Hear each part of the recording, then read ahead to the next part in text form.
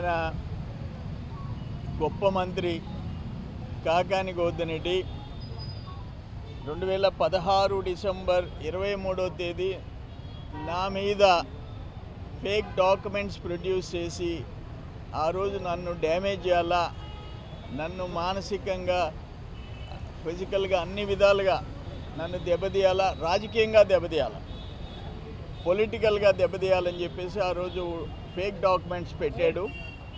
ఆ తర్వాత నేను criminal case, criminal defamation, physical defamation, criminal defamation, criminal case, civil defamation అన్నీ వేశాను.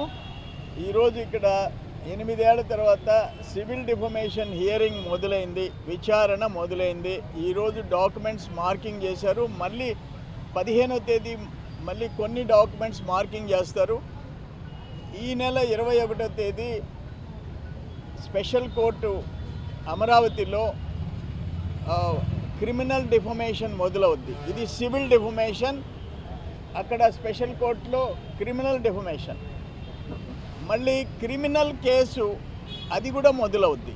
సో 8 ఏళ్ల తర్వాత కాకాని గోవర్ధన్ రెడ్డి నా మీద OCBC bank, RHP bank, Berhad bank, DBS bank, LHDN bank in Malaysia, నా ఆస్తులు 68 ఎకరాల భూమి in Nilai city of Malaysia, 1 plot 123A brick field area in కౌలలంపూర్.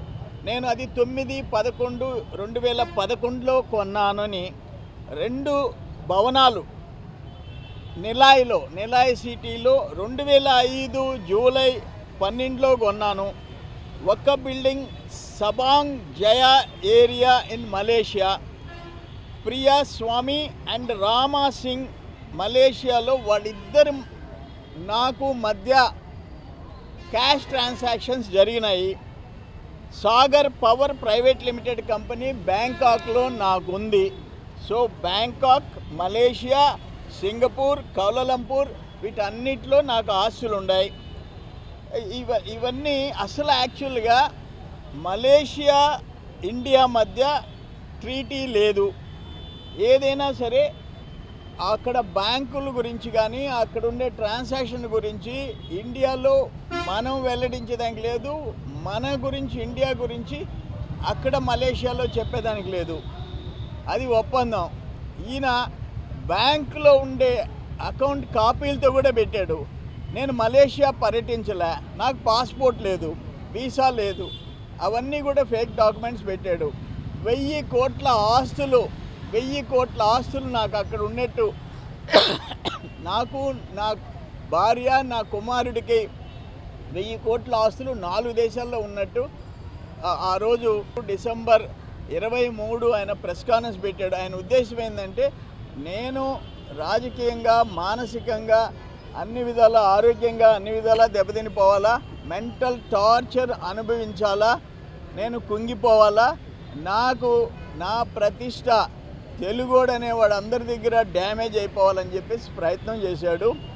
అయితే ఇక జ్యుడిషియరీలో ఉండే సిస్టమ్ 8 ఏళ్ళు అది చెప్పి నన్ను కొంత డ్యామేజ్ చేశాడు. అందుకనే 2019 కూడా నేను ఎలక్షన్లో అన్నీ 40,000 60,000 పోతే 13,000 చిల్లరతో నేను ఓడిపోవాల్సి వచ్చింది. నా బంధువులు, స్నేహితులు ఇతర దేశాల్లో ఉండారు, నా అభిమానులు ఉండారు, తెలంగాణలో ఉండారు, ఈ దేశంలో అక్కడక్కడ తెలుగు వాళ్ళు ఎక్కడ ఉంటే అక్కడ ఉండారు.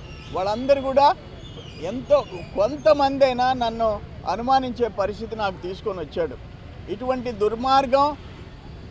దుర్మార్గం ఫేక్ డాక్యుమెంట్స్ పెట్టడం, ఇతర దేశాల్లోంచి ఆ పత్రాలు తెచ్చిపెట్టి నమ్మించేదానికి ప్రయత్నం చేయటం, ఎవరు ఏ రాజకీయ నాయకుడు చేయలే. ఇటువంటి హీనమైన సంస్కృతి, నీచమైన సంస్కృతి ఉండే మనిషిని నేను ఎప్పుడు చూడలే. నెల్లూరు జిల్లా చరిత్ర చూడలేదు, ఆంధ్ర రాష్ట్ర ఉమ్మడి ఆంధ్రప్రదేశ్లో ఎవరు ఇటువంటి ప్రవర్తన చేసిన వాళ్ళు ఎవరూ లేరు. ఇది